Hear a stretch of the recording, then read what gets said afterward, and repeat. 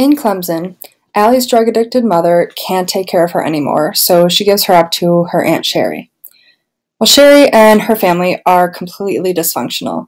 They barely speak to each other, they don't spend time together, and they constantly argue.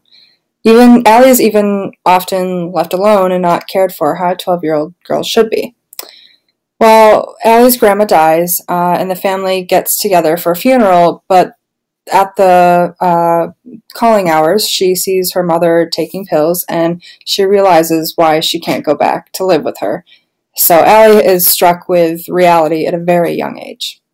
To distract herself from the changes in her life, Allie joins the cheerleading squad, and that's where she meets her best friend, Megan.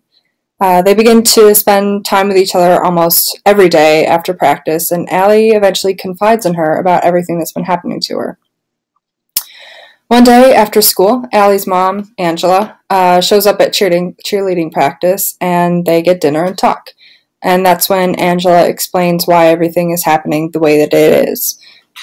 When Allie gets home, no one is home except for her older cousin, Jason. Allie gets ready for bed by herself, but that night she is woken up to sexual abuse by Jason. And the next day, Allie tells Sherry what has happened, and she says she'll talk to her son, but nothing ever comes of it. The abuse continues, and Allie tells Megan. But when Jason hears that Allie is reaching out to people about the abuse and to get help, he begins to threaten her. So Allie calls her Aunt Katie, which is on the other side of the family, as a last resort.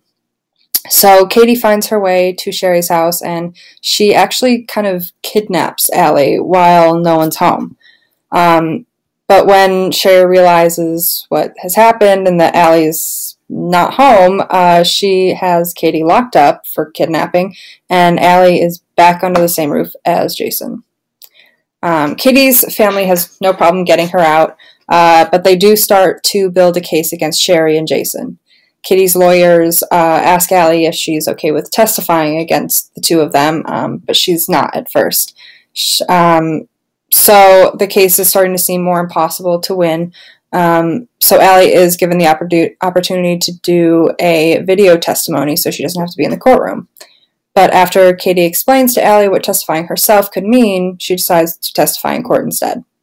So the court day arrives, and Allie is very nervous, but her testimony is like the last event on the agenda, and she makes it through it.